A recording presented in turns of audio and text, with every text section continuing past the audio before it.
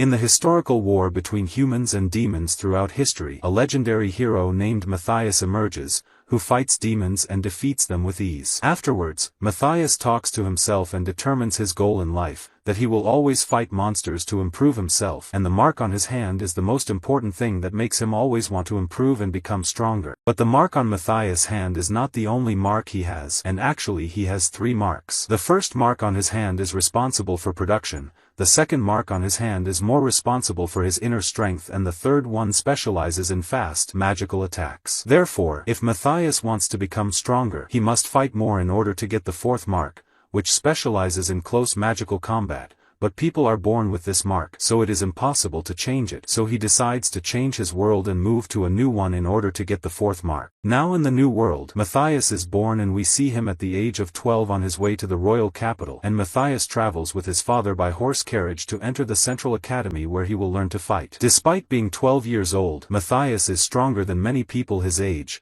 so he can take the academy's exams from a young age. Matthias tells his father that he is excited to enter the academy and gain more strength, but his father tells him to be patient and not to get too excited even if he is strong. Matthias is talking to his father about the royal capital, when all of a sudden he tells his father that there's a huge monster nearby. His father doesn't care and laughs at him, saying, "You must mean the legendary monsters that don't appear around here." But all of a sudden a huge mythical beast appears in front of them and cuts them off, and Matthias' father is terrified and thinks the beast is a skeleton. Matthias attacks it with a sword and easily disposes of it.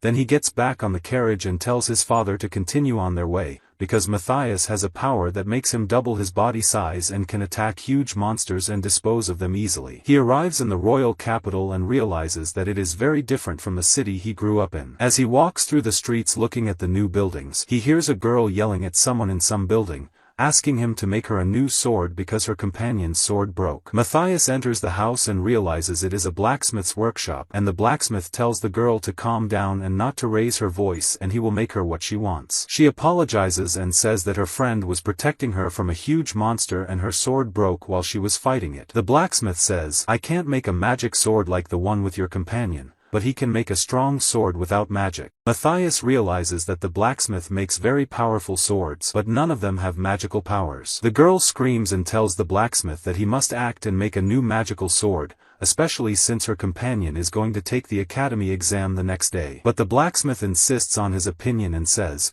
"You can go to another place that will make you a magic sword." The girl gets nervous and says that normal swords are too heavy and you can't control them easily. Suddenly they hear the voice of Matthias offering to use his magic and make them the magic sword they want. The blacksmith says, "I understand that you want to show off in front of her, but you shouldn't say you can do something you can't do." Matthias says that the 4th mark he has is still weak, but he can use it to do the magic they want. And before the blacksmith says any word, the girl interrupts him, gives him a magic stone, buys a powerful sword from him, and decides to rely on Matthias and let him try his magic on her. The girl introduces herself to Matthias and says that her name is Alma Labush, and that she left home because she didn't want to marry someone her father forced her to marry. He also introduces himself and says, "My name is Matthias Held, but you can call me Mate." Alma's friend Luri arrives and asks, "What did you do at the blacksmith's?" Alma introduces her to Matthias and tells her he's going to make them a magic sword. Matthias takes the sword from the blacksmith, puts a magic stone in it, does a steel cutter spell with a stamina spell, and turns it into a magic sword in 1 second. He hands the sword to Luri and says, "You can try it now." Luri brings the sword closer to the table and it splits in half without any effort,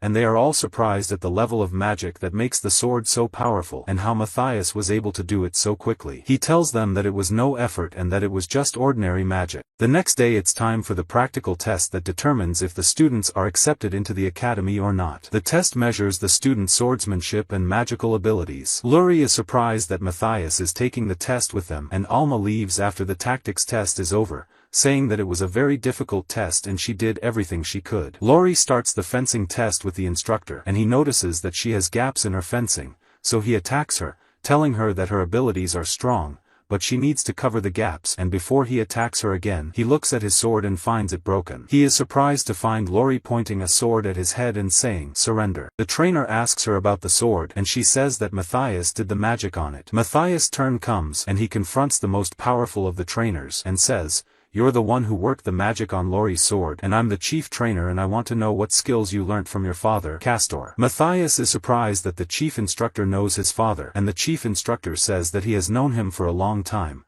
so he will make him pass all the tests. As the duel begins, the chief instructor raises his sword. Matthias realizes that his grip on the sword has a lot of gaps, and he suspects that the chief instructor is underestimating him. But Matthias tells himself that this is just a test, and only a fraction of his true strength will be on display. Matthias attacks the head coach. The head coach hits him with a sword, and Matthias protects himself with his own sword. Surprisingly, Matthias is able to block a blow with his small body. The duel is intense, and Matthias is able to strike the sword of Gil, the master trainer and the knight, and fly it away. Gil loses, and everyone is surprised by the strength of the new student. When it's time for the magical abilities test, the trainer calls Lori to start. The test requires each student to throw an arrow and hit 5 targets. Lori activates her fire power and shoots an arrow that hits the first target. Matthias realizes that Lori is using a type of magic called chanting, where she says the spell with her tongue and it is activated with her hands. The problem with this magic is that if you're attacked, the level is weak because you can't say the spell with your tongue,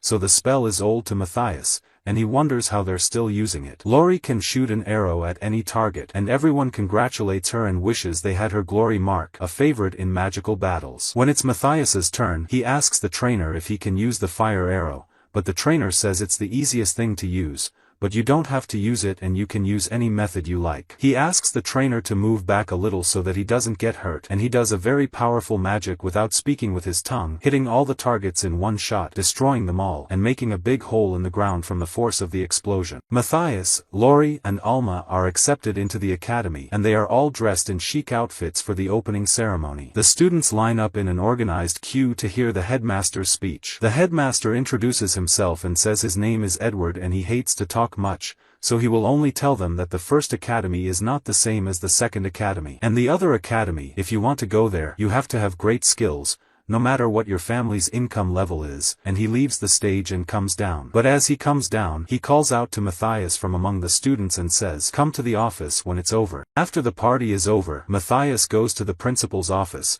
talking to himself because he is afraid of being expelled on his first day at school for destroying the testing area, and even though he fixed it with the magic of restoration, he is afraid the principal will expel him for doing so. Before he knocks on the door, he finds the principal standing behind him and says, "Come in." Matthias is surprised to find the headmaster and all the trainers standing in the middle of them, and he says, "You were able to defeat the chief knight, and you used silent magic to test your magical abilities, and being the son of Castor could be an obvious explanation for your strength, but there must be another explanation that no one knows about." But the headmaster doesn't want to know, and all he wants is for Matthias to help them evaluate the performance of his friends in the tests. He asks them why they use such a weak method, and why they use magic with their tongue instead of using silent magic. Matthias is surprised when the headmaster says that no one in the city knows how to use silent magic, which is why the other academy is trying to practice it and bring it back and train the students in it. But their problem is that the other academy is in the capital. The rich support the first academy's teaching methods, so they have no choice but to implement the teachings of the first academy. When Matthias takes the instruction book from the instructor, he realizes that it's all outdated. The headmaster explains to him that in the next competition he wants him to enter with them and use silent spells, so that they can convince the king and the rich to use silent magic. The headmaster asks him to teach them how to use silent magic. The lesson begins, and the students are surprised to find that their instructor is Matthias, and the instructor asks him to show them a demonstration of silent magic. He flies into the air and shoots fire out of his hand, hitting all the targets without blowing his horn. But the coach tells them that it's not Matthias who uses silent magic, and gives a signal to the coach next to him. He shoots fire with his sword, but the fire only hits one target. The trainer tells them that he trained one day in silent magic with Matthias, yet he has reached the level he is at now. The lesson begins and the students all try the silent magic, and Alma is very happy that she was able to use it once and goes to tell Matthias. Matthias goes to check Lori's level and finds that her magic power is gone, and Lori realizes that Matthias has the ability to transfer magical power to anyone just by holding his hand. A month later, Matthias is able to teach the students silent magic, and on the day of the competition, the whole school gathers in a large square to watch the students compete. Lori wishes they hadn't chosen one of the magic chosen in the competition as well. Matthias asks her who they are and learns that they are a group of powerful leaders from the first academy. Every time the other academy is about to win the competition, one of the leaders attacks them and makes them lose. The marker in Matthias's hand lights up and he tells her that one of them actually exists and is 10 times more powerful than Matthias. She says, if he's 10 times more powerful than you, he's got the power of a demon. Matthias asks them if demons are enemies in their world, and they explain that demons are enemies of humans and have great power. So much so, that if the magic of the whole kingdom were combined, they would not be able to get rid of a single demon. The competition begins, and Matthias goes out to face 3 of the chosen leaders, and they beat him because he is alone, and ask him if his friends who were supposed to come with him have run away. They ask him if his mates who were supposed to come with him ran away and left him. The headmaster of the second academy talks to his assistant and says that the second academy has given up hope of winning the competition, which will be the 65th time in a row that the first school has won the competition. When the chosen ones gloat over Matthias, he realizes that they are actually demons in disguise, hiding their true form in the form of humans. The competition begins and Les and Jess attack Matthias with all their might, but Matthias doesn't move and hits them both in one fell swoop. Matthias realizes that demons are the reason why humans are so weak, and they are the reason why humans no longer use silent magic. He attacks the next chosen one and they duel with great force until Matthias uses a spell that destroys the devil's spell and hits him with a sword, causing him to revert back to his true form as a devil with wings. Everyone is surprised to find out that Devils was actually a demon and that the other academy had been using him all along to cheat the first academy. The headmaster of the second academy stands in the middle of the crowd and asks the guards to call the royal palace to inform them of what happened. Before the demon flies off and tries to escape, Matthias hits him with his sword, but his sword breaks, and the headmaster can't believe he can get rid of a demon so easily. Matthias remembers his memories of the other world when his name was Jayas and he was able to defeat all the demons easily. After Matthias moved to the new world to take the 4th mark, his name in the new world became Matthias and his family was named Held. He began to explore the new world and was surprised to find that the most powerful mark in the world was described as the weakest and undervalued,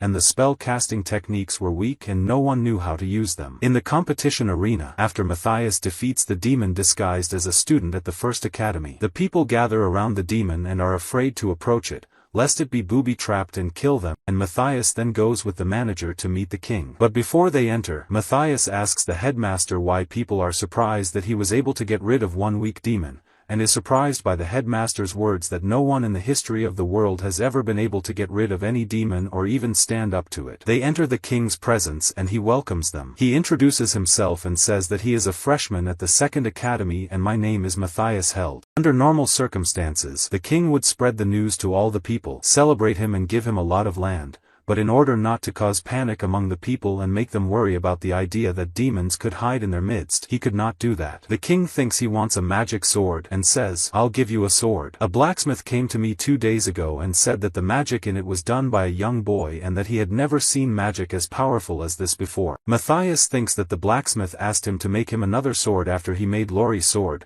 which is what the king is talking about. But the king realizes that he doesn't like the gift and asks if there's anything he has in mind. He asks the king for the right to use Djamiz in the kingdom. Djamiz is worth more than gold, and in the world he used to live in, kingdoms have gone to war over Djamiz. But since the magic in this world is weak, they don't know anything about the value of Djamiz. The king agrees and gives him the right to use the Djamiz in the kingdom as he wishes. After the king grants Matthias's wish, he asks his opinion on an important matter, saying that the 4 students of the magical chosen have suddenly disappeared, including Erhard, the last leader of the Mages Guild. We know that the chosen ones first appeared 600 years ago, which means that for 600 years demons have been infiltrating the kingdom. And in the ancient world of Matthias, the demons were on the verge of extinction, but after Matthias died, some of the demons must have infiltrated the human world and spread false magical information in order to weaken human magic and control them. The king asks him, "Since you were able to eliminate a demon, will the danger of demons be lessened in the coming period?" But Matthias surprises him that the danger will increase even more, and since the 4 chosen magicians escaped,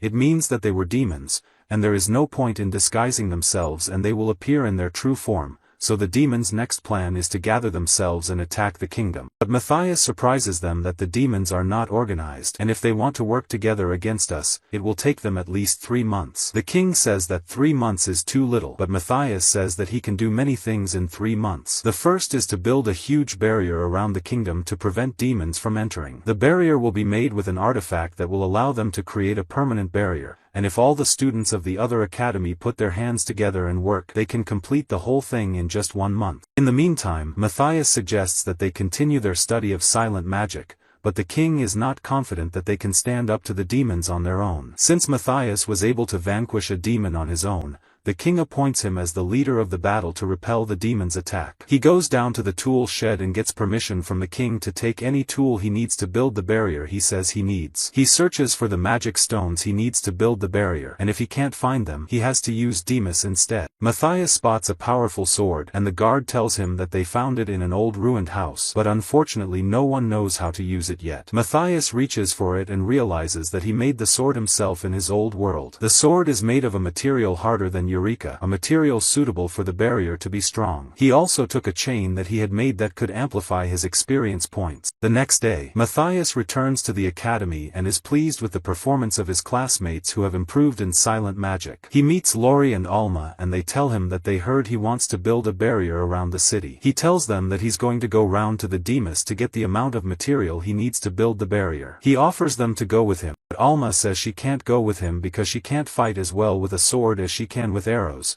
and arrows are weak in hand-to-hand combat. But Matthias teaches her a new spell that doubles the power of the arrows and makes them fast enough to go head-to-head. The three of them start looking for the demons, and Lori is surprised to find that there are demons underneath the academy. He tells her that the monsters are under the academy, but they are low level, and if they kill them, they can take the Deus stones with them. He teaches Alma to shoot an arrow at her, and asks her to feel her relationship with the arrow as if it were a part of her, so that Alma can shoot the arrow at moving targets. He makes her practice this technique until she can take out 2 monsters with 1 arrow. Alma agrees to the challenge and takes a route to the tunnels to run into monsters by herself. Matthias calls her and tells her that the stones you find after you get rid of the monsters must be collected. Matthias goes the other way with Lori to teach her the art of sword fighting. In the middle of the road, he casts a simple spell to destroy the barrier, grabs a brick that fell and tells her, "This is raw Deus metal, and we need to smash it to make weapons out of the Deus." Lori thinks that Deus can't be destroyed, but Matthias surprises her with the fact that it can be used for so many things. That's why they have to take most of it and make weapons out of it. To do this, they use a raw magical power to spin the metal, a water spell to turn it back into a crystal, a shattering spell to turn the crystals into powder, and a magnet spell to collect the usable parts of the Deus. Lori is able to do the spells and succeeds in her first attempt to extract the Deus,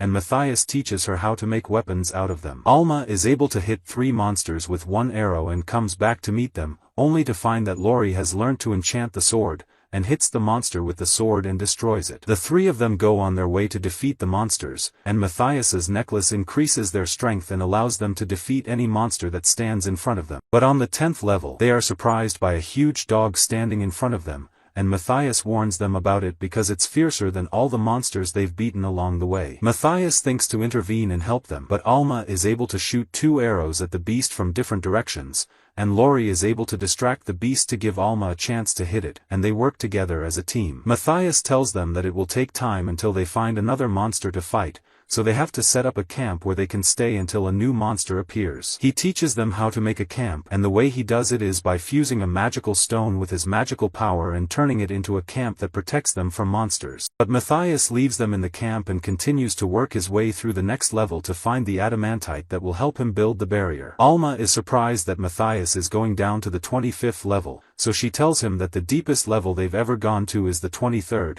and the only ones to reach that level were the legendary group of 30 men under the protection of the sorcerer, Deus. Matthias is able to descend to the far reaches of the level and reach the bosses, who are very powerful and always finish off anyone who enters the tunnels. But Matthias can take out all the monsters that stand in front of him until he reaches the biggest monster, a snake-like creature. The snake attacks him with great force, its venom makes the ground shake when it touches it, and the smoke from it pollutes the air over time. But this will be the first real challenge for Matthias since he took the 4th mark in the new world. Matthias hits the snake with a solid blow, which is enough to make the snake reckon Matthias is a serious opponent and a real threat. Matthias strikes at the snake snake, but it doesn't affect the snake, so he breaks a magic stone to create a veil in the air that increases the power of magic and gathers all the power in his sword. With one blow, he attacks the snake, destroys it and causes an earthquake in the whole city. At the same time, Erhard's friend asks him if he feels the earthquake, but Erhard says, of course not, no human being is strong enough to cause an earthquake. Matthias gets rid of the monster and goes back to Alma and Luri, telling them that he got rid of a big monster and filled his safe. They don't realize the size of the snake, so they scream when they see it and can't understand how Matthias was able to get rid of it on his own. After selling their loot from the tunnel at the Adventurers Guild,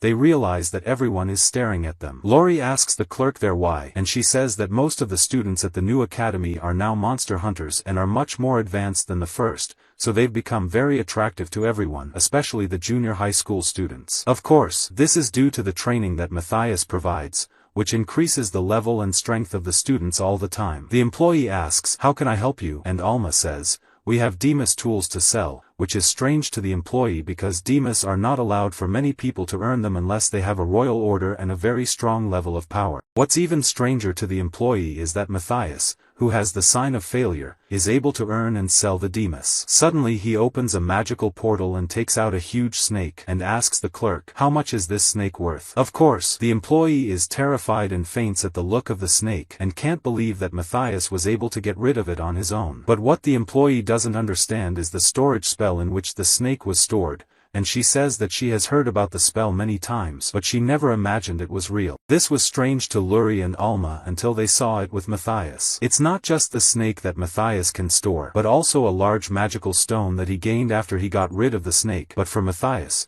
it's not big enough and he tells them that he's gained bigger stones before, especially since he needs a much bigger stone to make the barrier. The employee prices Matthias's items and gives him 750 gold coins, which is a very large sum of money. Matthias divides the money evenly, giving Alma 250 and Luri 250, and he takes the other 250. But Alma says, "You were able to collect the loot on your own, so you should take all the gold on your own." This comes as a surprise to Matthias because he has never worked with a team before and has always worked on his own. Suddenly Matthias says, "We have to go back to the academy right away." They ask him why, and he says there's a magical aura walking towards the second academy, which means 2 demons are going to attack it right now. We see the demon Ashriel and his companion heading towards the academy to avenge the devil's death, but they enter the academy, underestimating the humans and acting like they are going to get rid of Matthias easily and walk away. He tells Lori and Alma that they have a demon that is stronger than devils and a demon that is weaker, and he will take the strong one and let them play with the weak one. The two of them are terrified and ask him how they can face a demon, but Matthias assures them that their current level can face demons. The demons prepare to cast a spell from the air before they attack, but suddenly Matthias attacks with a preemptive strike, but Ashriel is able to block it. Even though they are not powerful, they are still demons and have more power than humans, so Mathi needs more support. Ashriel hits him with the power of fire, and since his magic is low, he uses their blows to protect himself and reverses the blow back to Ashriel's side. But he still needs a stronger strategy to fight them, so he pretends to run away. But the demons run after him and get close to Alma. So Alma hits the demon Dishriel with a magical arrow that weakens his strength and slows him down. Dishriel orders him to deal with the girls, and Matthias follows him, and Matthias's initial mission is successful and he is able to separate them from each other. The demon casts a spell that is too big for Matthias to reverse, but he exploits her weakness and throws a spell at her to break it. He charges at Akril and gives him a direct hit with his sword, but it doesn't kill him. Akril tries to hit him with the sword a few times but can't touch him, and Akril is surprised to find that Matthias is a strong swordsman and hits him in the back. Ashriel goes high in the air and comes down quickly on Matthias, but Matthias hit him on the way down. Ashriel gets mad and says, "You must be a monster, not a human." But Matthias charges at him and before he can get close, he realizes that the demon has a hidden casting spell and they are fighting each other with a sword and he can't get rid of it. The two of them continue a fierce duel with swords until Ashriel realizes that he can't beat him, but his pride won't let him admit defeat, so he says to Matthias, "I'll let you escape Almirati and next time your death will be at my hands." Suddenly Matthias surrounds him with a spell that stops all his magic, and we know that Matthias used all the magic energy that came out of Ashriel to create the spell, and Ashriel falls to the ground and can't get up. Matthias then watches as Alma and Lori fight the demon and use the tricks they learnt from Matthias. And Matthias goes to help them kill the next demon. The devil threatens him that if he unites with Ashriel, they can get rid of them.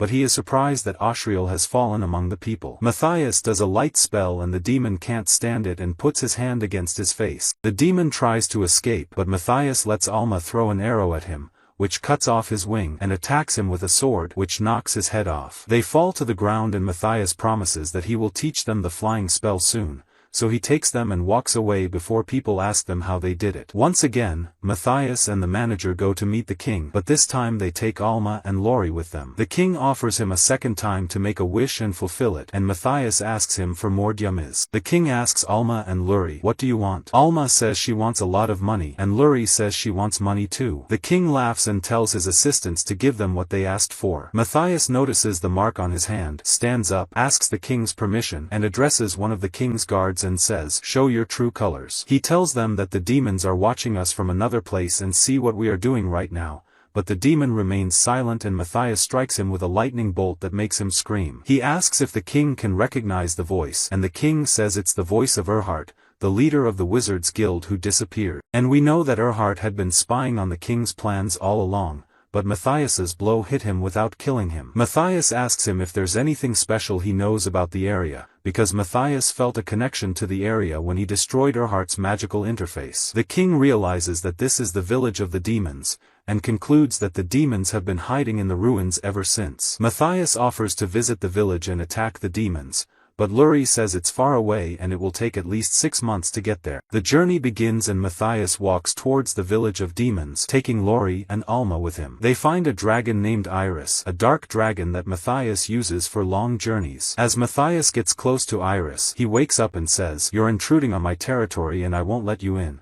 But I'll let you go back in peace or I'll kill you if you take one more step." Matthias doesn't care and comes closer to him and says, "You don't remember me until now." The dragon does a spell and Matthias can easily hit it. Matthias thinks to the dragon himself and says, "I am Gaius, the one who confronted you before in the other world, and now this is his new form in the world." Matthias assures him that he is not coming to harm him, but wants to get him on his back to the demon village in order to get rid of them. The dragon agrees, but tells Matthias that his wing was severed, and tells him that after he died in the old world, a magical reactor exploded in the human kingdom. The explosion caused other magical reactors to explode, and the humans were sent back to the Stone Age. But Matthias uses the fourth mark to repair the dragon's wing and says, "You can fly again, just like before." Alma and Lori can't believe they're riding on the back of a dragon and can even talk to it. Lori talks to Alma and tells her that the things they have heard about in legends, especially with the sage Gaius and the sage Ruder, and they don't know that Gaius is Matthias and Ruder is his friend. Matthias orders the dragon to fly at 500 kilometers per hour and never goes faster than that so that his wings don't get cut off. Matthias arrives at the demon village, and the demon guarding the watchtower is surprised to find Matthias flying at him and splitting him in half. He senses the same magical signal coming from the village that he felt when he was in the palace. He realizes that there are 2 demons in the village. One of them is Erhardt, the leader of the Wizards Guild who escaped and can be defeated, and the other is a demon even more powerful than Archer, but Matthias has regained all his strength and can fight him. Suddenly he hears Alma and Lori screaming, and is surprised to find Iris coming down near him, and as he comes down, she apologizes that she hasn't been flying for a long time ago and forgot how to land. He checks on Alma and Lori and finds them dazed and unable to stand up but not injured. He then tells them the plan and performs a telepathy spell that allows them to talk to each other without sound, which will help them in combat and will not let the enemy know their plans. Matthias gives them a spell to cast magic and asks Lori to keep it. When they arrive at the palace, they are surprised to find it empty, but Matthias informs them that the demons have activated the invisibility spell so that no one can see them. Lori uses the spell she got from Matthias and is able to see the demon in the corner of the room, but the other demon is invisible. Matthias casts a spell that stops his invisibility spell, and when the demon appears, Alma points her arrow at it. They notice that the demon doesn't move, so they suspect it almost doesn't know they're seeing it. Lori hits him with the arrow and he dodges it first, but the arrow goes around the back of his head and into the center of his brain. But even though the demon was using a powerful cloaking spell, the devil laughs and says, "You must not be the real Matthias,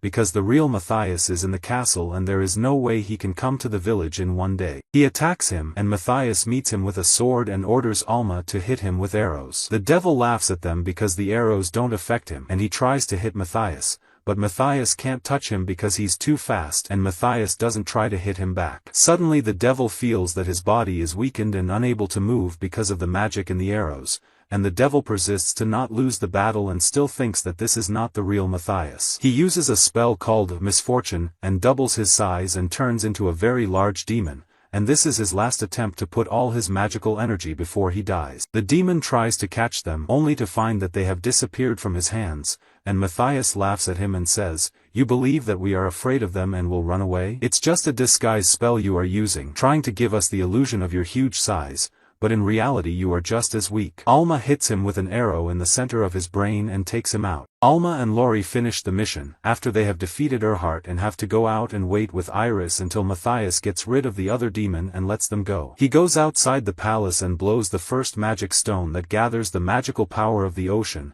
then blows the second magic stone that gathers a large number of monsters, and finally blows the third magic stone to force any demon in the air to appear in its true form. The demon appears in its true form, and they don't expect Matthias to recognize its true form, and we know that Erhardt called Matthias a monster from what he had heard about him. But Matthias says, "I'm not a monster, and you're forcing me to use forced methods to get rid of you." The demon challenges him and tells him to prepare to die because his level is different from Erhardt's, and Matthias laughs at him and says, "Try to beat me if you know how." The devil starts attacking Matthias, who is feeling his pulse and receiving all his blows to find out his level of strength to finish the fight. Suddenly the devil hits him with a spell that cuts off his arm and asks him, "Where is the confidence you had all those years ago?" The devil approaches him and says, "Choose a way to die." Suddenly we know that he used a healing spell before he entered the battle, and through the wound he was able to fully analyze the demon's strength, and now he knows all the weaknesses he can attack him from. Despite all the demon's attempts to injure Matthias again, he cannot touch him or scratch any part of his body. He laughs and says, "I let you cut my hand at my whim, but you have no choice but to surrender to death." The demon suspects that he used the same poison that he used on Erhardt. He activates the hyper magic circle, which is similar to the bad luck spell used by Erhardt, but more sophisticated, so he can't kill him as easily as Erhardt. But Matthias uses a spell that negates the demon's spell, and he returns to his normal size after being so huge. To the surprise of the demon, since no one has ever been able to cancel the spell before, he decides to use a spell that turns him into a fog so that Matthias can't see him. Even though the spell can only be used by the demon, Matthias can use it as a countermeasure, because he knew all of the demon's spells when he let it cut his arm off. The devil is an open book for Matthias, and the spell that Matthias casts on him, which the devil thought was poison, begins to work, and the spell can reduce his power and control his magic. The spell causes his magic to increase and amplify until it explodes and destroys him. He blows up the fourth magic stone, which increases the power of magic in the ocean, and this is the fatal blow that ends the demon's life and causes him to explode and make a big hole in the ground, and in the middle of the hole appears a dragon's vein pillar. It has powerful magic circles running through it, and Matthias uses the pillar by planting it in the ground and using the power of the magic that comes out of it. From the spell on the pole, Matthias knew that the demons were preparing to gather more than 5,000 level 10 monsters to attack the city. But after Matthias blew up the demon, the monster's production site was 10 kilometers away from the capital, and even though it was still close, Matthias could use the power of the other academy's students to fight against them. After they return to the village, Matthias decides to turn Iris into a human form, using her strength and keeping her as a means of transport at all times. Matthias tells the headmaster what happened and offers to take Iris into the academy. The principal says, "I'll treat her like any other student," and she has to take the entrance test and score 47 out of 50, which is a very high score. But Matthias trusts her and knows she can do it. Iris's human form is the first time she's tried it,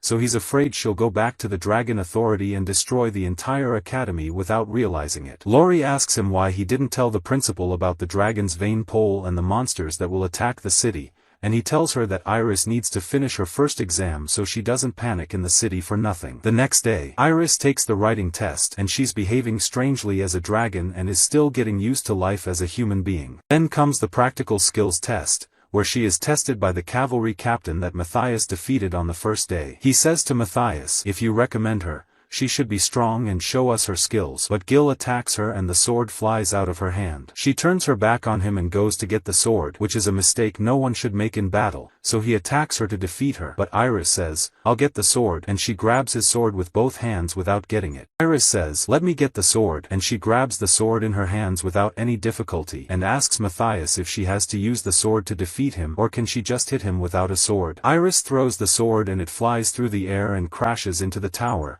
her sword gets bent and the manager is surprised by her strength and doesn't believe she is an ordinary girl. The next test is archery. Iris realizes that the targets are small, so she activates her magic and shoots back at Matthias, the principal, Lori and Alma. But Matthias catches up with them and does a protection spell before the magic explodes and kills them. She tries her luck again, but this time makes a bigger explosion in the air, so she decides to use Matthias's spell and throws the spell to blow up the whole place. She goes back to the boss and says, "I was able to hit all the targets, but I accidentally blew up the place." This is Iris's last successful test and she is accepted into the academy and becomes a student. After one day, Matthias and the principal come down to check on the work and see if the students can make enough bricks to make the barrier. Matthias learns from the principal that the number of students with the glory mark who can make bricks is low, so the production is low. Also, most of the students with the mark of glory are in the first academy, and understanding between the first and second academy is always difficult, and they have never agreed on anything,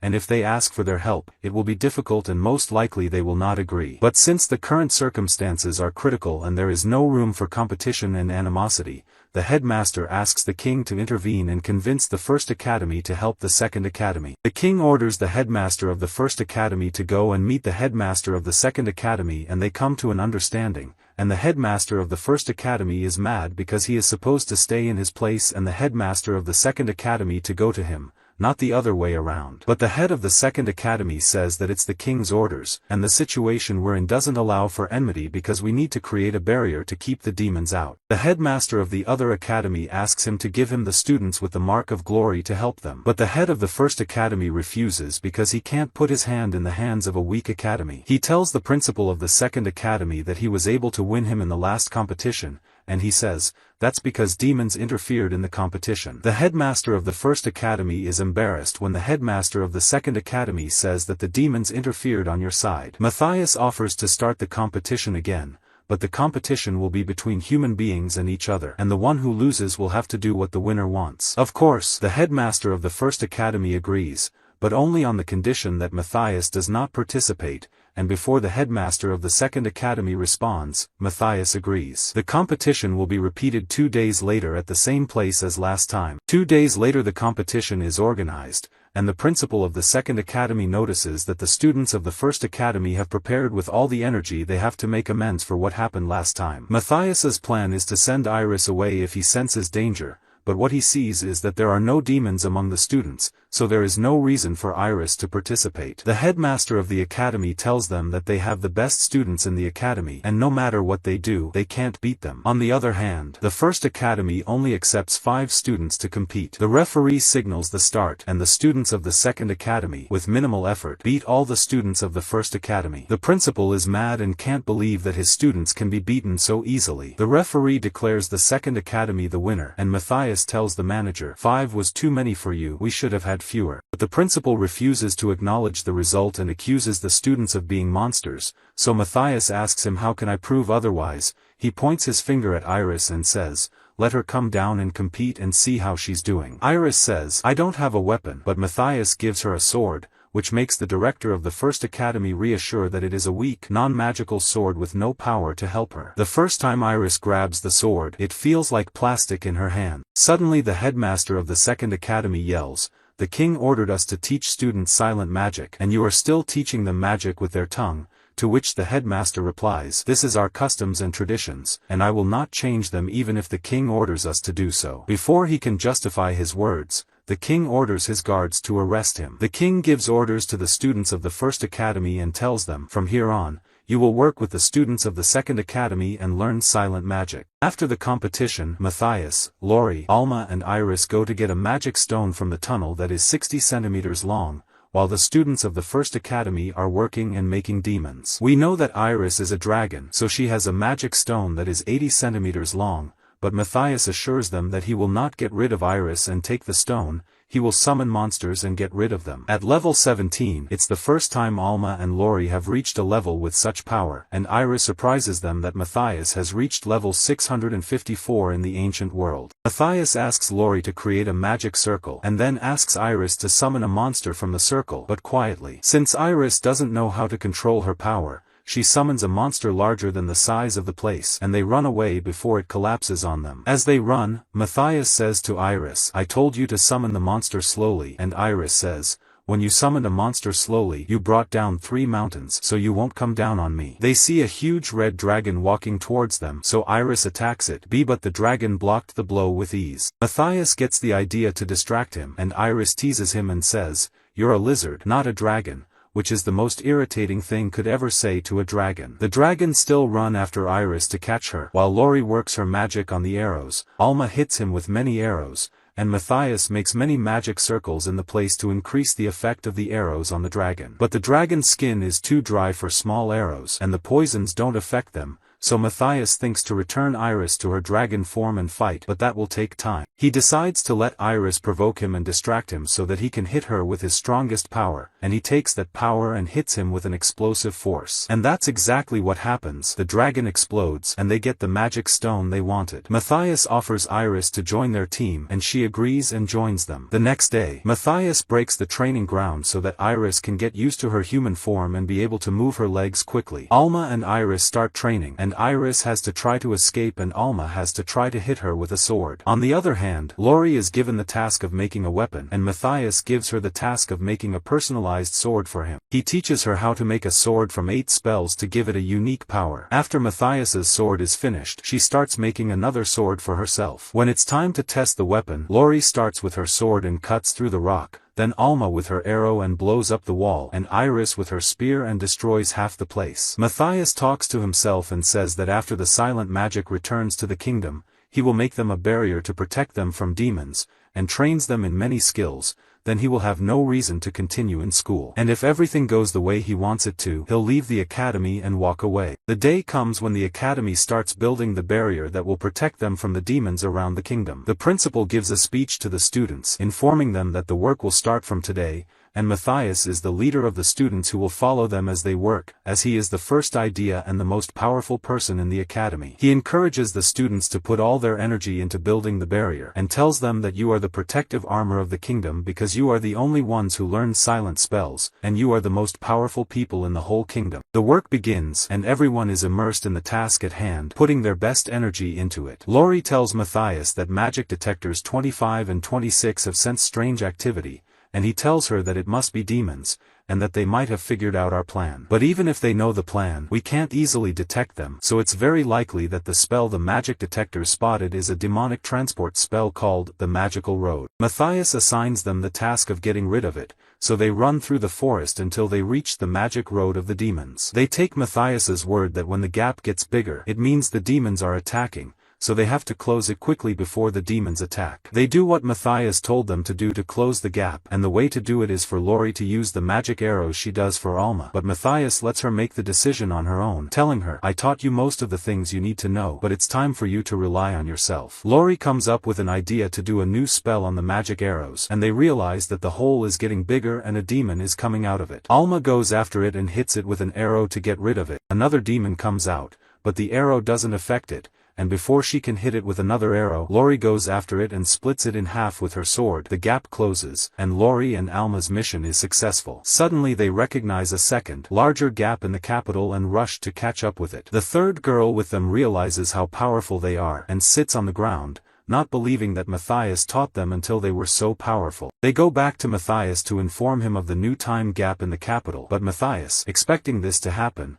tells them that it's an advanced form of magic and that they sacrifice a demon in exchange for enlarging the road and allowing it to reach great distances. But since demons don't have the courage to sacrifice themselves, they must have sacrificed the weakest one in order to do it. Matthias predicts that the road will appear above the second academy and the barrier will take longer to build, so Lori and Alma will have to spend more time delaying the demons coming out of the magical hole until the barrier is finished. Matthias notices that Lori and Alma have become more confident, and the battle has made them more confident, and it shows in the way they speak. Iris arrives with 40 crates of mithril, which they will need to build the barrier. Alma and Lori arrive in the courtyard of the other academy and meet the principal, who tells them that Matthias is going to give them a lot of magic stones to make magic circles. The time gap appears and a huge demon emerges. The demon is confident and threatens the students that if they try to fight him, he will finish them off in seconds. He makes a big spell and throws it at the academy, and Lori doesn't realize that the spell is blocked and the academy doesn't get anything because of all the smoke. But the smoke clears and the demon finds the students standing still, unaffected,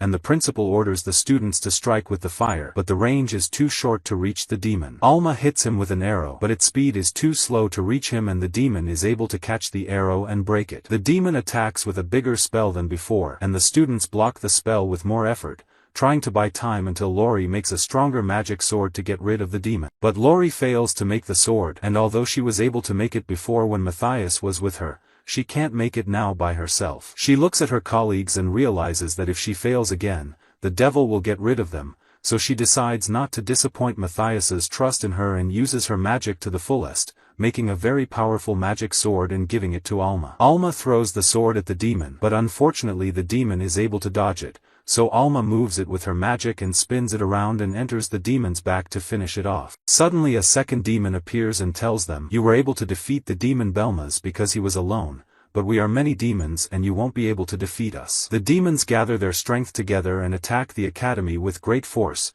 and the students are unable to stop them. The demons compete with each other to see who can kill the most people. At first, Lori tries to stop her with her arrow to delay them until Matthias arrives, but Alma says, "We have to delay them and buy time until Matthias gets here." Lori activates her magic and turns Alma's arrows into powerful magical arrows so that anyone who takes an arrow will die. The demons prepare to commit a massacre, but suddenly Matthias appears from behind them and eliminates the demon, telling them that the massacre will be done by me. The demon realizes that the aura around Matthias is not human and asks him if he killed Elias. But Matthias doesn't answer and proceeds to beat them up until they're all gone with minimal effort. He thanks Lori for making him the sword and Alma for delaying the demons until he arrived. They thank him for saving the lives of all the students. Matthias informs them that the hole for the barrier has been cleared and Iris and the other students are still working on it. When Matthias goes to check on the work, he finds that they have finished everything, and the only thing left is the magic stone he has with him to make the barrier. Matthias places the stone and a very powerful light comes out from the center of the barrier and surrounds the whole city, and it has great protection from demons that cannot penetrate it. Lori says that the mission is finally complete and she senses a strong magical energy coming from the barrier, but Iris surprises her that the energy is coming from the monsters in the dragon's vein and the monsters have the spell that the demons made to summon them. He emphasizes that the power of the monsters and the power of the demons that they summoned entered the dragon's vein and made the barrier stronger and stronger. So the demons mobilize more monsters to try and break through the barrier. The principal and the students get ready to fight the monsters with all their might, and the monsters attack them in large numbers. Matthias lays traps and explosives on the road, and the students are much better at beating up the monsters. Matthias, Lori, and Alma are watching them from the castle, watching the battle unfold. Suddenly, the headmaster orders his students to retreat, but Matthias arrives with Lori, Alma, and Iris and supports them so they don't retreat. Iris is surprised when Matthias throws her at one of the monsters and kills it, and the second monster is hit by Alma's magic arrow and kills it and the third monster. He realizes that fighting in a team is much stronger and better than fighting alone, so he saves his energy for the stronger monsters that only he can defeat. He comes across a very powerful monster called the Void Eater, who swallows all the monsters around him and uses their power to transform into something much more terrifying and powerful. It's the first time Matthias has dealt with this monster, and Alma says, "We have to catch it before it gets too big and swallows all the monsters around it." But Matthias says, "No, we won't let it go until it swallows all the monsters in the area and then they'll get rid of it all at once to save time." Iris realizes he's trying to swallow her as well because she's a dragon, but Matthias says we have to help him swallow all the monsters and get rid of him quickly. He hands Lori a magic paper and asks her to make it into a magic stone and throw it at the monster. Matthias throws more magic cards at it to make it form in a way that he can attack it. The monster becomes a huge and terrifying looking beast after it gathers all the power of the monsters in the area. Although Matthias's magical power is reduced, he has a memory that allows him to know how to attack monsters even when he is weak. He orders Iris to shoot the monster in the leg. Lori and Alma don't stop him with arrows, and he attacks it with a sword. Matthias realizes that the best way to defeat a monster of this size is to make it even more nervous. He prefers to hit him in non-lethal places such as his legs and eyes, but notices that his legs regenerate after being nearly cut off. But Matthias continues to attack him with magic stones, letting the blows hit him all over his body until the monster falls to the ground. He flies up in the air and lands a devastating blow that snaps its neck. But Matthias realizes that the monster's composition is strange and the dragon's vein needs more Dyumis, which is not available in the city, so he decides to go out into the kingdom, find Dyumis, and come back. But the truth is that Matthias wants to leave after completing his mission in the kingdom. The headmaster understands what's going on in Matthias's head without him saying it, so he offers to stay with them on a special scholarship, because his presence in their midst will help the school develop further. When he stays with them, the academy and the kingdom will intervene on his behalf and solve it, so that if Matthias leaves the academy to go around the demons, he can come back at any time at his leisure. Alma, Lori, and Iris are asked to stay at the academy on a special contract, so they can travel with Matthias, learn from him, and tour together. The next day the four of them get out and the principal and students come out to say goodbye, and the principal promises them that the academy will always be open to them and that they can come back anytime. Matthias and his team begin their journey, and they meet a child riding in a carriage with his father who asks them if they are adventurous, and Matthias says they are going to the kingdom of Deus Milkia to complete a mission, and Lori learns that unlike their tunnel, Deus Milkia's tunnel is huge and has hundreds of levels. Because of this, an entire city has been built over the tunnel, and Matthias says that he has never seen anything like this before, and he doesn't understand how people can live over a tunnel that is so dangerous. To reach Deus Milkia, they need more than a day on the road, but Matthias says they can get there in one day and save time. This worries Lori, because if they get there in one day, it means they have to go through the Chicker Forest, which is full of monsters, and rumor has it that there is a smart monsters, unlike the stupid monsters. But that doesn't scare Matthias. On the contrary, it makes him curious and makes him insist on traveling the entire route in one day. After they enter the forest, Lori shows signs of fear of what might happen to them, and after a long walk, they sit down to rest and have lunch. Matthias goes out to hunt for something to eat, but as he runs through the forest, he notices that the monsters have strong magical energy, and they run in an orderly fashion, not randomly like the monsters he's used to. He realizes that there is a monster that controls them and makes them move around the forest at his whim, and that it must be the intelligent monster that Lori said he was. Lori and Alma hear a loud thud and think that the monster has finished Matthias off,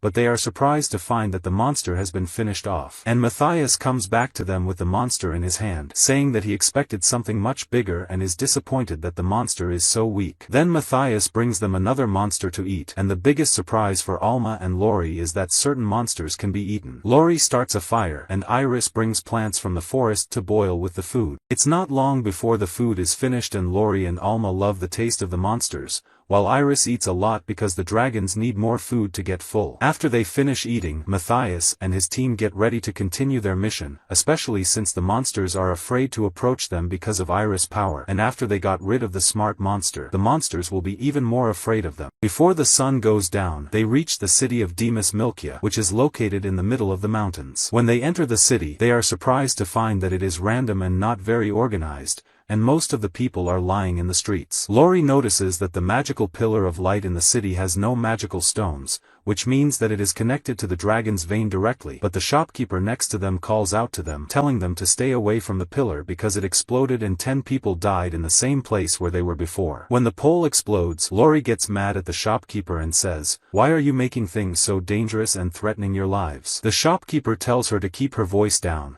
because all they are doing is following the orders of the sage, and they have no choice but to do what they have to do. He tells them that they used to use magic stones, but the sage said that magic stones are the most important and expensive thing they export, so he forbade anyone in the city to use them for any reason whatsoever. Matthias asks him if the sage is the reason for the low population in the city, and the salesman says that a big monster appeared on the 10th level of the Deus tunnel. Most of the adventurers I hired to fight it were either strong and experienced or weak and inexperienced, and the monster got rid of them all. Matthias gets a general idea of the state of the country, buys an apple from the man, and continues on his way to the city. Matthias talks to his team and explains that when you put people with little experience together with people with a lot of experience, they will not know how to fight, not to mention the weapons they are using are of poor quality. That's why Matthias decides to go to the syndicate and get a permit that allows him to go down the Deus tunnel, the same words written on the sign on the street. He goes to the syndicate and tells the clerk that he needs 4 licenses to go down the tunnel, but the clerk says,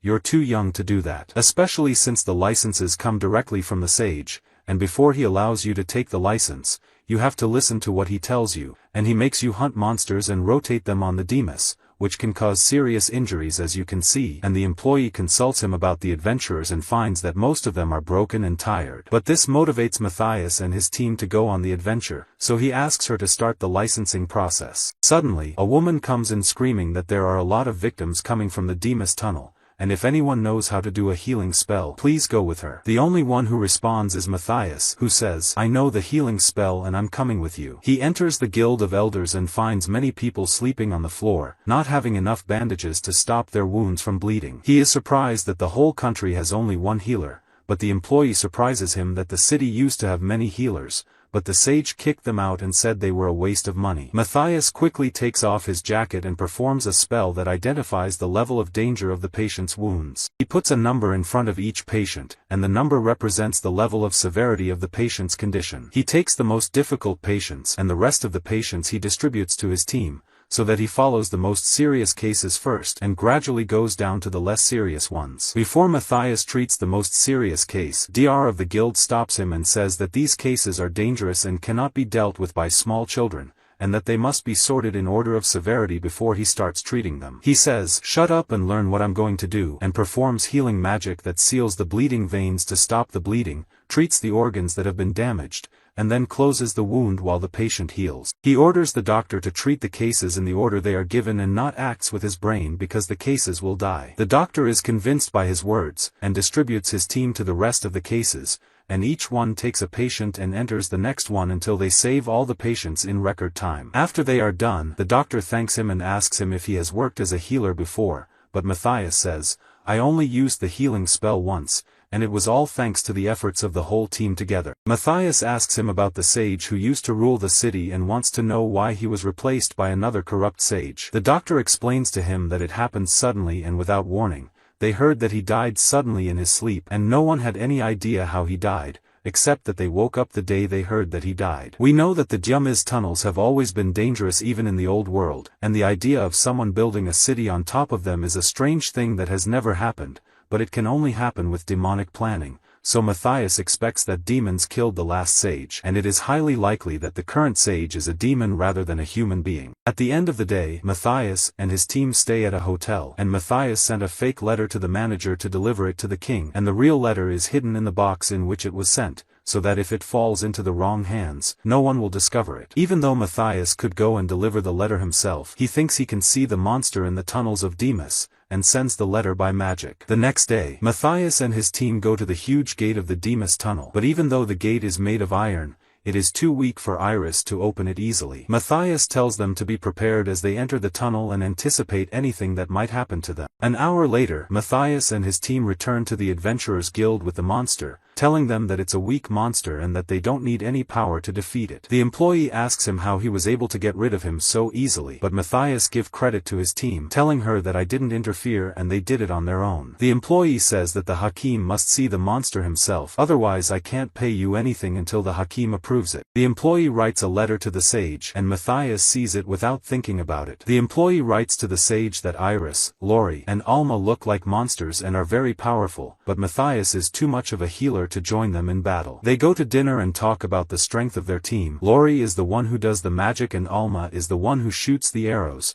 and after paralyzing the opponent, they hold him until Iris attacks him with one blow to finish him off. After dinner, Matthias notices that the wise man has two people watching them, but he pretends not to see them, and realizes that this is a good opportunity to reveal the true nature of the wise man. He uses his brain and walks down side roads, talks to his team telepathically so no one can hear them, and tells them that there are people walking behind them following the wise man. That's why they do the invisibility spell and see the wise man's men wrapped around themselves and don't know how they disappeared. Suddenly Matthias and his companions appear behind them and ask them where their hotel is. The leader says that their hotel is in the direction ahead, and Matthias laughs and says, "How did you know our hotel without me telling you its name?" One of them grabs Matthias and threatens him with a knife, orders the rest of the team to turn themselves in, and tells them that he knows Matthias is the weakest one because he is the healer, as they learnt from the employee's letter. Matthias asks Iris to beat them without weapons, and the wise man laugh, but are surprised when Iris, Lori, and Alma beat them down and beat them all easily. Matthias casts a tracking spell on them to find out where the wise man is,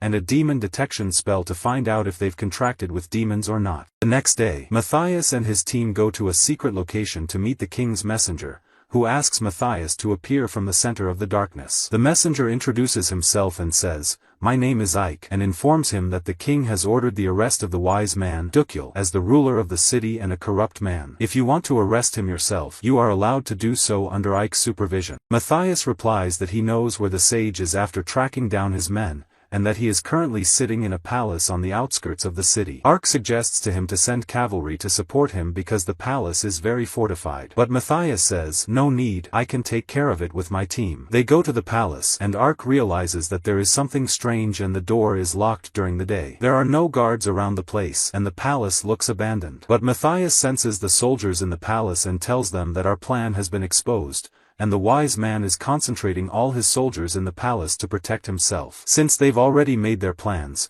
we have to break into the palace through the front gate and go in to teach them manners. When the team enters, they find a large number of the sage's soldiers, and the soldiers mock them because there are only 5 of them and they are many more, and throw many magic spells at them. We see Laurie's reaction after she evolves and becomes faster than before, blocking all the blows with a protection spell. Then it's Matthias's turn, and he throws one spell at them, taking them all out. Ike now understands the king's words when he tells him not to make Matthias nervous, because he is too strong and can be easily defeat them. They all stand at the top of the stairs, but Matthias's signals say that no one is on the second floor and they don't know where the sage is in the palace. He does a magic spell that reveals hidden objects, walks down the corridor and finds a magical button behind the painting, and when he presses it, a portal opens and descends into an underground tunnel. The wise man asks his assistant if the men are gone, and the assistant replies that if they were gone, we would have heard their voices. But the wise man calculates a secret hiding place where he can escape even if they can't get rid of them. The wise man hears Matthias's voice saying, "You have a secret hiding place and you think you can escape from it," and the wise man thinks he is one of his soldiers. He says, "You sold people to get rid of me and you don't even know what I look like," and the wise man is surprised to realize that he is not one of his soldiers. Suddenly Matthias and his team are attacked by many soldiers, but he is able to finish them off with one blow. The wise man is surprised that Matthias has so much power, and all this time he thought he was a healer who didn't know how to fight. Ike captures Matthias, but threatens that if he is captured and given to the king,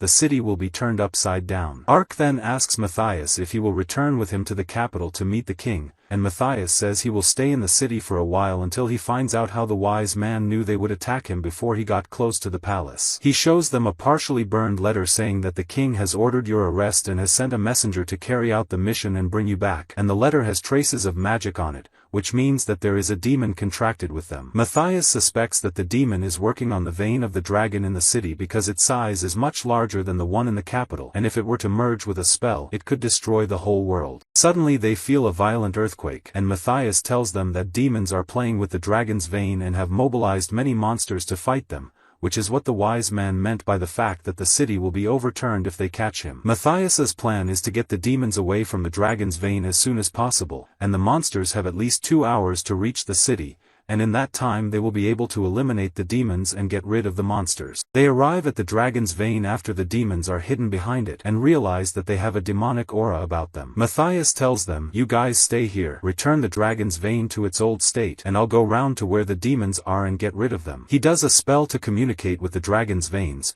so he can talk to them from anywhere in the city quickly. Laurie finds out where the problem with the dragon's vein is and starts to solve it, but Matthias warns her that any mistake in the dragon's vein could destroy the entire city. After an hour of battling the monsters, Matthias arrives at the demon's location, where he is working on the dragon vein control spell. He notices that the demon has fluctuations in his magical power. He suspects that he is communicating with someone else, and he does a listening spell to see what the demon is saying. He hears someone tell the demon that Matthias is not the one trying to deal with the dragon's vein, but Laurie is, and although her level is low, it's working. He orders him to get rid of Matthias and then get rid of Laurie, who is modifying the dragon's vein, but advises him not to underestimate Matthias's power and to fight him with all his might. Matthias realizes that there is a leader who is the one who moves the demon and gives him orders, and he has a great knowledge of the art of casting and dragon veins. Matthias starts to attack, but the demon easily blocks the blow, and he thinks about underestimating him, but the boss says he's trying you out, but don't underestimate him. He realizes that the demon can use spells and tactics against his fourth mark, which is why the demon's power is greater than all the other demons he's faced before. The boss orders him to confront Matthias from a distance and shoot him, because the fourth mark makes him strong in close encounters, and if he confronts him directly at close quarters, he will be eliminated. Matthias analyzes what's happening and realizes that the demon boss is very powerful and knows the tactics of the fourth mark and how to deal with it, so he's curious about it. The demon tries to hit Matthias in different ways, but he can't hit him once, so the boss orders him to go to the next step and set a trap for him. Matthias asks Lori to do the 14 spells and break the trap that the devil has put in the dragon's vein. After the trap is disarmed, the demon is terrified and doesn't know what's going on, so Lori does the 17th spell and disrupts the connection between him and the boss. This means that the demon will have a direct confrontation with Matthias without listening to his boss's orders. But the demon says, "I have a spell that can block all your attacks," so Matthias increases his blows and says that the spell activates a second after each blow, so if he attacks him in a fraction of a second, he can break the spell and finish him off. Matthias attacks him with the sword and breaks the spell, and the devil's communication with the boss is restored and the boss realizes what has happened. We know that the boss had heard a rumor that Matthias was Gaius, but after seeing his abilities, he was convinced. The boss tells the demon, "If this is really Gaius standing in front of you, consider yourself dead." The demon performs a spell of misfortune, swells in size and strikes Matthias with fire, but Matthias is able to block all the blows, as his fourth mark and sword allow him to perform more than 4 spells at once. He hits the demon with a blow that severs its arm and then a blow that severs its head and finishes it off. All the monsters that were going to wreak havoc on the city disappear, thanks to Lori fixing the problem with the dragon's vein. Matthias reassures his team, telling them that they only have one mission, and that's to find the boss who gave the instructions to the demon. Matthias does a spell to locate him and tells Lori to get the dragon's veins working again. Matthias is surprised that the boss has been listening in on all his communications with Lori and says, "You can't know where I am." The boss asks him if he knows who he is, and Matthias realizes that the magic is coming from dozens of kilometers away, specifically from the village of Elena. But Matthias feels it's a bait and doesn't believe the boss is in Elena. Matthias tells him to prepare with his greatest strength so that he will know where he is one day and go to confront him, but the leader says, "When you know my location first, destroy the communication device in Elena." Matthias realizes this time that Level is stronger than anything he's ever faced before, which makes him even more motivated to confront him and curious to get there as soon as possible. Afterwards, Matthias stays up late discussing with his team how to reach the demon leader. Although the leader had cut off his communication with Elena, the transmission spell he used to call Matthias had the leader's signal on it. Matthias was able to record the signal in a magic stone, which seemed strange to Alma that someone could record a signal in a magic stone. Matthias surprises her even more by telling her that there is a tool from thousands of years ago that allows you to track the enemy through a magic stone, not just pick up his signal. If they can get their hands on this device, they can locate the leader and send him on his way. "How do you know how to use a tool that's been around for thousands of years?" Lori asks Matthias. He tries to hide his face so it doesn't look like he's not from this world. He says, "I learned it by accident," and changes the subject before telling them that he invented it. Luckily, Lori doesn't mind and asks him where the device is, and he shows her a map of the Rodinia Federation, and if they can get the king's help, they can get the bridge to the Federation faster. If they ask the director, he can help them, so they have to go back to the capital to ask the director and the king's opinion. The next day they return to the capital and go to the other academy, only to find that it has disappeared. They continue on their way until they see a sign saying that the new academy is under construction. The principal arrives to greet them, and Iris can't hold her tongue and says, "We've vanquished a very powerful demon in Demus City." The principal explains the renovations that are taking place at the new academy, making the walls stronger to withstand demon attacks. The students are currently taking their lessons at the first academy, while all the students are collaborating to build the walls. Then they enter the principal's office, where Matthias tells the principal what happened, and informs him that a demon leader was giving orders to the demon he was fighting and that he obviously has a lot of experience. In order to get to him, they have to cross the borders of the Rodinia Federation. But even though the Rodinia Federation is a group of countries united together, there are evil countries that won't let them return. So Matthias asks the king if he can help them, and the king considers writing a telegram to the king asking for his help, especially when it comes to demons, as the king will support them strongly to get rid of them. Matthias, who likes to help with everything, tells the headmaster that he will help the students build the academy until the king approves the request. Under Matthias's supervision, he tells them that if we use mithril columns, they'll be stronger than iron. Lori teaches them the magic of construction, and Iris helps them lift heavy weights and deliver them to the construction site. The king authorizes them to set the border and make a recommendation to the Redinian Federation. They can easily cross the border once the guards see the king's recommendation,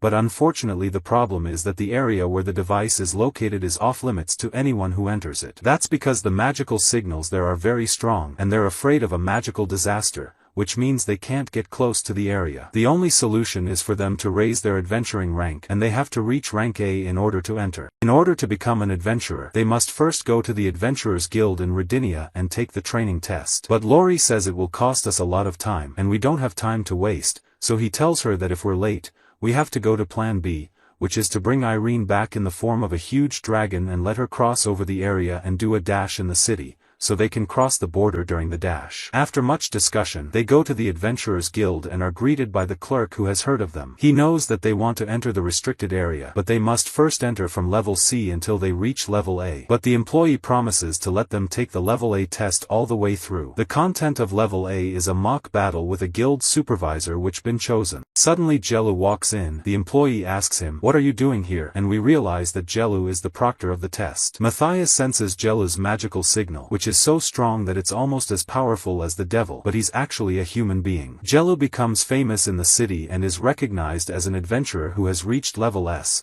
the highest level an adventurer can reach in the city. But the guild doesn't choose Jello to observe the test, so Jello tells them that the other observer ran away because he was afraid of Matthias, claiming he had a stomachache. Jello offers to take over and become the proctor, and the employee is surprised that Matthias doesn't mind and asks him to start the test. The employee tries to warn him that no one has ever taken the test with Jello before, and all those who have done so have failed because they didn't think they were strong enough to compete. But before they start, Jello consults with Iris, Lori, and Alma and tells them, "You passed without a test, so go home." He then consults with Matthias and says, "You're the one who's going to compete with me," because he's heard about Matthias before as a demon slayer and hero of the Ice Kingdom. Before the battle begins, Matthias and Jello agree on the terms of the fight, and the two show confidence in each other, each believing himself stronger than the other. Jello, who has never lost a fight in his life, and Matthias, the demon slayer and champion of the Ice Kingdom. But Jello tells Matthias, "I'll let you use magic, but I won't use magic, and the only thing I'll use is a sword." Matthias realizes that Jello is using a spell to improve his strength without knowing it. Jello attacks Matthias and strikes him with the sword to kill him, but Matthias is able to withstand the force of the blow and is unaffected by it. A fierce battle ensues between the two of them, and Matthias is seen using many spells without knowing it, as if the spells are instinctive and something he was born with. In the audience, Alma and Lori are surprised that anyone can compete with Matthias, and the Adventurers Guild employee is even more surprised that anyone can stand up to Jello. During the battle, Jello's heartbeat increases, his magic increases, his strength increases, and it's the first time Jello has ever faced someone above his level and not been able to defeat him. Jello uses the same method of attack as Matthias after seeing it once, which means he has the power of observation and can learn quickly. Jello uses his strongest attack. The smoke fills the place and he thinks he can defeat Matthias, but Matthias appears from behind the smoke, attacks him with the sword, throws it around, puts the sword in front of Jello's face, and asks him if he wants to compete with him again. But Jello surrenders. The clerk declares Matthias the winner of the battle, and he can now take level A and enter the restricted area. Since this is the first time Jello has lost, he asks Matthias how he defeated him and how he can train until he is as strong as he is. Matthias gives him a book he's familiar with and says,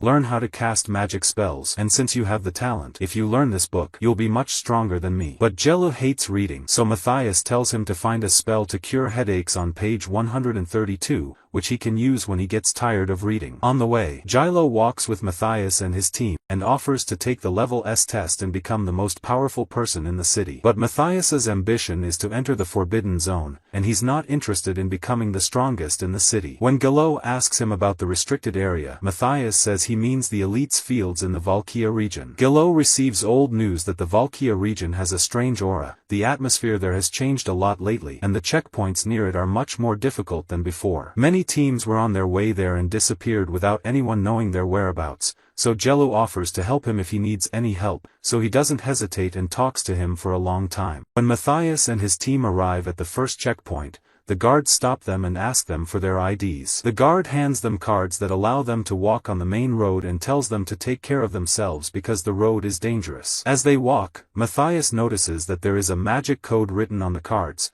and on the card is written in invisible handwriting a warning to the point behind them that they are a group of 4 powerful and high-ranking adventurers with questionable motives, so deal with them as soon as you see them. But Matthias doesn't care as much about words as he does about coding, because only demons use that method. Even though the guards were human beings and not demons, if you want to set up a checkpoint, you have to have the local power to do so. And since this coding method is used by demons, the entire city of Vulia could be under the control of demons. Suddenly Matthias sees 4 people watching him from behind a hill and realizes they're coming to finish them off before they reach the city, so he takes Jello's word for it that there are teams that have disappeared and no one knows where they are yet, so all the teams must have been killed in this place. Iris's first thought is to get rid of them, but Matthias says that if we get rid of them here, will draw the attention of the others. So we have to put them into a deep sleep, and the plan is for Matthias and Iris to get their attention. Lori and Alma will go after them and take a magic device that will put the soldiers into a deep sleep. Matthias creates a spell that creates illusions and makes people see themselves over and over again. They throw arrows at him, but he is able to dodge them and break the rest with his sword. At the same time, Lori activates a magic device that emits a smoke that puts anyone who smells it to sleep. Unfortunately, Lori and Alma also smell the smoke and fall asleep. Matthias wakes them up with a magic spell, and they realize that they have smelled the smoke without even thinking about it. They continue on their way to the village of Vulia, and as they get closer to it,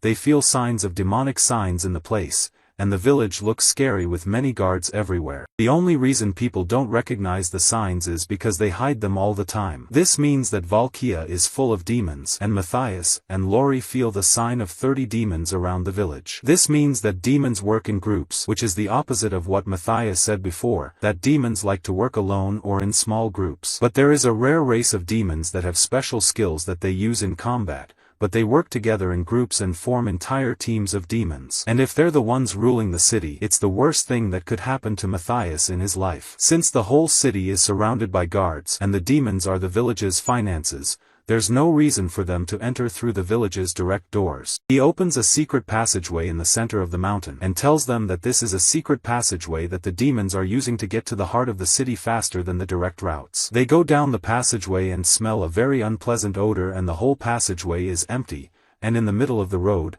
Matthias senses that a demon is ahead of them on the road. As usual, Iris says, "Let's get rid of it," but Matthias does a spell to break through the barrier, puts his hand out in front of the demon, and does a spell that makes it invisible until they're past it. After they leave the secret passage, they enter the city, get to a side street, and look at the way people look, and they are horrified. In her mind, Lori compares Dyuma's village to this village. Although Dyuma's village didn't have a lot of people, the people in Dyuma's village were sober. But in this village, the people look like zombies, and most of them look like they have fainted or are hypnotized, and their bodies are full of strange wounds. When he catches one of the people on the street and puts his hand on his head, he discovers that people have a magic spell called intellectual paralysis, a spell that puts people in a state of stupor all the time. They walk further into the village until they come to a long queue of people, and at the end of the queue is a demon who makes them do the mental paralysis spell and forces them into a factory where they are forced to work. Matthias decides to go in and see what's going on in the factory, and casts a defense spell against his and his team's mental paralysis spell. They queue up and pretend to be stunned so that they don't look different from everyone else. Suddenly, Iris spasms and falls to the ground, and one of the demons says,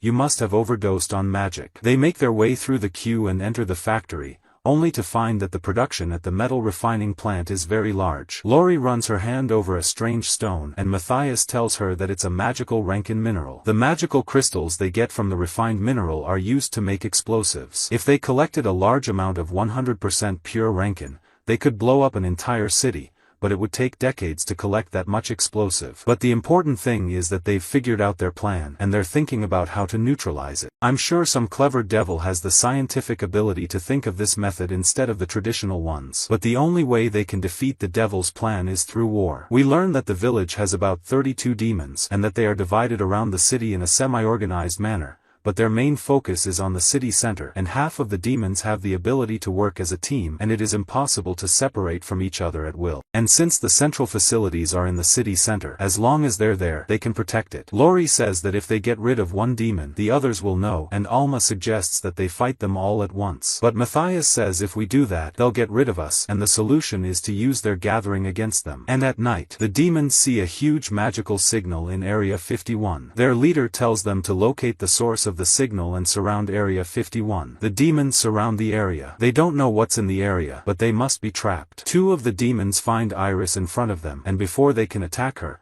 Matthias swings a sword at them from behind and finishes them off. The demons are surprised to find that Matthias and his team have set traps in the area and are eliminating them one by one. Matthias's plan is to use Iris's power to create a magical signal, and half of the demons will gather around her in groups. Iris's role is to keep them away from the city center and drag them to the outskirts and use them as bait, and Alma and Lori will distract the teams if they gather in groups. The idea is to keep them at bay, and they'll just disappear one at a time. The idea is that half of the demons feel Iris and think they're fighting her alone and no one else. Alma grabs a magical stone mixed with an explosion spell and throws it at a demon flying over the houses, but it's not enough to defeat the demon, but it's perfect for distracting it until Matthias gets rid of it. But the demons try to regain their balance again and stand on the roofs of the houses and do a spotting spell, so they know where the traps are and where Matthias and his team are. But Matthias reduces the power of his and his team's magic and tells them to disappear, so they can't tell the difference between them and anyone else in the city. The demon commander doesn't understand how someone can enter a village and lay traps over large areas like this while being watched at all times. When he comes across a demon corpse with sword marks, not explosives, he realizes that someone is hiding and will attack them without them realizing. Matthias notices that the pattern of movement of the demons has changed. They all stay in their places and none of them run randomly, and they realize that there are no traps and the real trap is Matthias, who appears and disappears. Since the demons had already gathered and understood the plan against them, Matthias had no choice but to confront them directly. He kidnaps the other demons and tells them that since there are no traps and the only way to get rid of the demons is to use explosives, even if we set fire to half the city. Suddenly one of the standing demons is hit with a sword and dies on the spot, and the leader of the demons thinks that the one who hit him is Matthias, who made the plan and has been fighting them ever since. But the one who actually hit him is Jello, and he stands bravely in front of the demons with his sword. On the other hand, Matthias senses a strong magical signal, so he approaches it, and the signal comes out, revealing that Jello is there as he expected. Jello is surrounded by demons, so Matthias supports him and eliminates 2 demons, but there are only 4 demons left to eliminate. Jello goes head-to-head with the demon leader, but despite Jello's strength, the demon leader is much stronger than him and can shoot him in the arm. Jello engages in a fierce duel with him, showing that he has learnt many spells from the Book of Matthias, but the demon in front of him is very strong and will beat him. But Jello tells Matthias, "Don't interfere, he'll build me up," and Jello uses the steel cutter spell. The two strike at each other, but fortunately Jello's strike is the one that knocks the demon to the ground. They all run at Jello as he lies on the ground, unable to move his body, not realizing that the demon is dead and his eyes are still open. The devil suddenly stands up and attacks Matthias with a sword, but Matthias catches up and protects himself before the devil hits him. The demon tells him that his reflexes are as impressive as ever, but promises that he will destroy the seal and return to the world to fight it, and the demon disappears into the dust. Matthias knows that someone used to use the demon's body, but the body couldn't withstand the power. The only person who could do that was the boss who controlled the demons in the village, and he must have been the one who wore the demon leader's body. Jello is still lying on the ground, unable to move, so Matthias does a healing spell and heals him. After they get rid of the demons in the village, the spell that was used to paralyze the villagers is gone, the villagers are able to regain consciousness, and the village is back to normal. Jello stands up to address the people and says, "I am the adventurer Jello, level S, and I rule the city under emergency rule." Iris asks him about the emergency law, and he says that if the ruler of a country is absent, dead, or kidnapped, any adventurer with level S can rule the village. Jello calls out to the people and asks them if anyone is the boss of the place, and one of them comes out and says, "I'm the boss of the factory," and Jello appoints him as the temporary governor of the village. Before Matthias and Jello part ways, Jello gives Matthias a permit that allows him to enter the village at any time, and he goes back to school to practice on Matthias's book, and Matthias is excited to come back and see how he's doing after he practices. When Matthias and his team arrive at the place where they are going to practice the tool, they find a huge building that they are impressed by, and Matthias tells them that it must have been abandoned for thousands of years, but he does not tell them that he built it himself. They enter the building and find a pyramid. Iris asks him if he wants her to break the pyramid and take the tool out, and he says, "I made it out of materials that no matter how hard you try to break it, you won't be able to." Lori says, "I made it," and he says if Iris breaks the pyramid, it could spit out the tool. He puts his hand on the pyramid and gives it a great magical power, and the pyramid collapses, revealing a large pit underneath that resembles the tombs of the pharaohs. When they enter the pit, they find the device they are trying to rotate. He tells them to look around for weapons and equipment that they can use until the device is switched on. He puts his hand on the device and it turns green, but he is interrupted by Lori with a terrifying sword, and he thinks about what he has done all day and forgot to get rid of it before the new world comes. Iris tells him that she has the power to use it, but she doesn't know how to control it, and if she uses it wrong, it will overheat and the person holding it will be vaporized and it will be a disaster. Iris brings them a box of canned food, and he tells her that it has a talisman that will preserve the food no matter how old it is, but he's not sure how good it will be after thousands of years. When Iris opens the cans, the food is moldy and stains her face. Matthias uses a magical iron rod he got from the factory and puts it on the device to locate the boss. Suddenly the device vibrates due to the magical signal, and the leader's data appears, and he realizes that he was the leader of the demons, and the one who sold the demons to the village of Deus. He then places the magic stone with the leader's insignia on the device and activates the spell. Red lightning strikes from the device in the air, the screens turn red, and the seal on the device is about to break. Matthias admits that the boss is very powerful. His name is Zardius, his image appears on the screen, and in their current state they can't defeat him. If they use normal spells, they won't be able to defeat him because he has a lot of experience, but if they train with spells that last for hundreds of years, they can defeat him. And the plan in Matthias's brain is that humanity could end up being the only one left. That's why he thinks of a different plan. He sees the sword that Iris grabbed, so he takes it, puts it on the device, and uses his old magical sign, so it's powerful, and they will use all the old magical tools in the world against him to defeat him. Matthias thinks that he has created many weapons in the ancient world, and if he can find his sword, he can defeat him with it. He's traveling to the location of the sword and finds it in the capital city, which is home to the academy and the king's palace. Which means someone must have found the sword and put it in the king's storeroom when it wasn't there. Iris reverts to her dragon form, and they ride on the dragon's back to fly to the capital. Matthias gives them magic stones to use on the sword when they find it, and Lori says, if we find the magic sword in the royal treasury,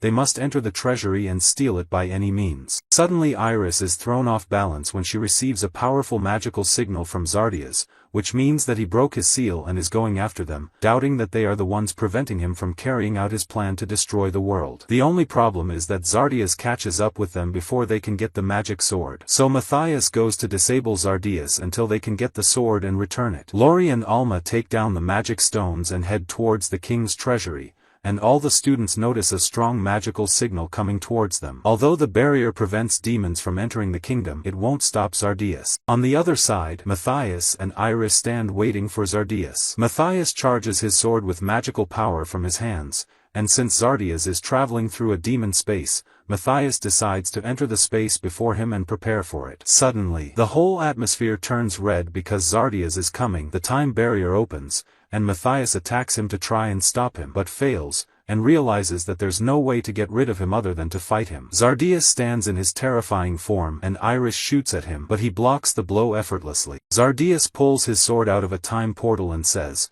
"There's no time to waste before we destroy the world." We know that Zardius and Matthias have been looking forward to this confrontation all along. Zardius shoots Iris, and Matthias catches up to her before she can finish her off. Zardius lunges at him from the back and hits him quickly, and Matthias realizes that Zardius is exponentially stronger and faster than any demon he's ever faced before. On the other hand, Alma and Lori reach the royal vault. The guard prevents them from entering, and the king appears behind them and tells him what's going on. He orders the guard to open the vault door immediately and let them in and take what they want. Back to Matthias, who is still issuing Zardius attacks one after the other, but he can't block their blows and is unable to stop them. Matthias's chances of winning are getting harder, especially since his magic is weakening the more he blocks. Alma and Lori are too late to get the magic sword, so Matthias decides to sacrifice himself to save the world and win his battle against Zardius. Zardius realizes that Matthias's goal is to protect the barrier, so he starts attacking him and Matthias fights back. Zardius tells him that no demons can cross the barrier on land,